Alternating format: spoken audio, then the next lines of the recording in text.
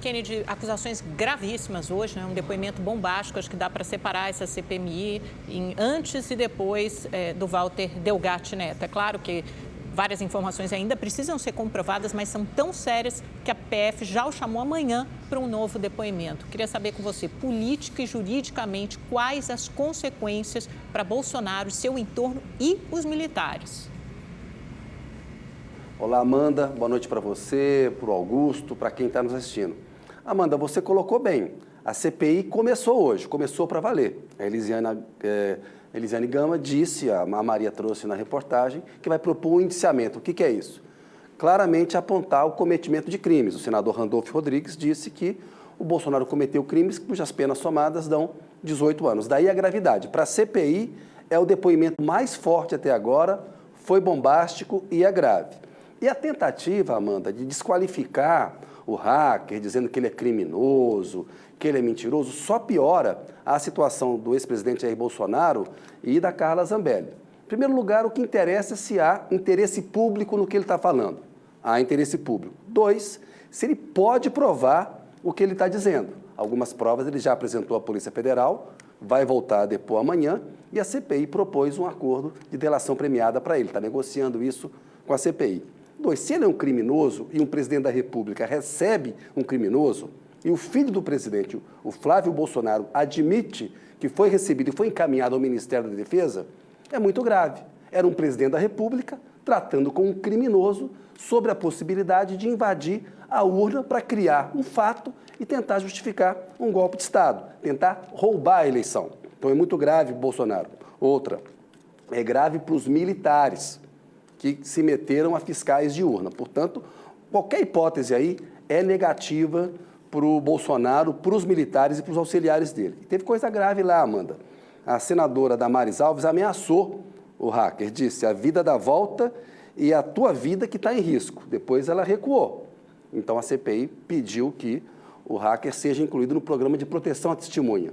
Porque é grave a acusação que ele faz e foi grave uma senadora agir assim em relação a ele. Ele conta que o Bolsonaro propôs indulto, pediu para assumir um suposto grampo que seria feito contra o Alexandre de Moraes. A gente lembra daquela conversa com o senador Marcos Duval e com o Daniel Silveira, ex-deputado, para tentar gravar o Alexandre de Moraes. Claramente o cerco está se fechando contra o Bolsonaro. Além do caso das joias, a gente tem, nesse caso dos atos golpistas, mais elementos que complicam a vida do ex-presidente.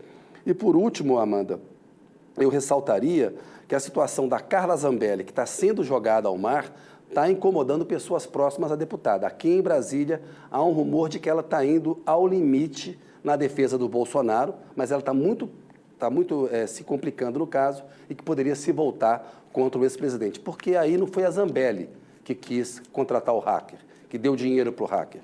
Deu em benefício de alguém. Quem é o maior interessado em tentar fraudar a urna eletrônica? Quem disparava teorias conspiratórias, mentiras, dizendo que a urna eletrônica não era confiável? Era o ex-presidente Jair Bolsonaro.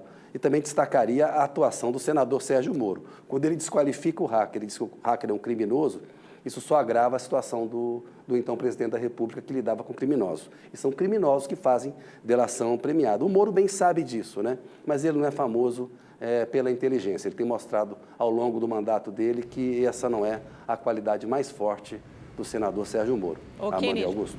Antes de encerrar o seu comentário, só queria convidar você e todos os telespectadores para assistirem esse trecho que você mencionou do Flávio Bolsonaro, em que ele confirma que, de fato, o hacker foi ao Ministério da Defesa, ou seja, ele próprio confessa, apesar deles dizerem que se trata de versões fantasiosas, mas até agora tudo que o hacker disse foi comprovado. Vamos assistir.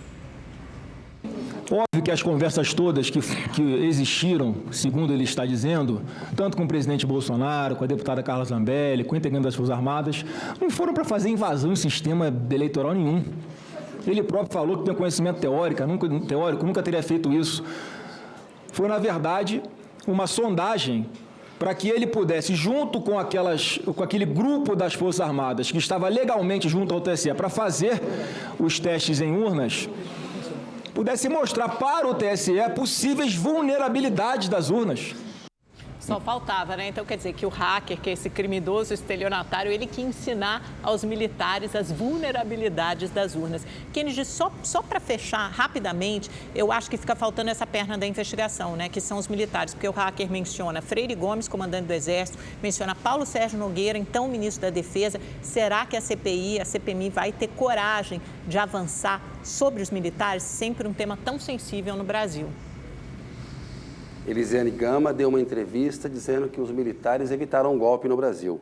Não é verdade, não havia condição para o golpe. É a sociedade brasileira que não aceitava golpe. E muitos desses militares flertaram com o golpe. Nesse caso do Flávio Bolsonaro, você vê aí, ele tenta salvar o pai, dizer que só fez uma sondagem, mas ele complica os militares, dizendo que o hacker ia assessorar os militares na fiscalização que faria das urnas, né?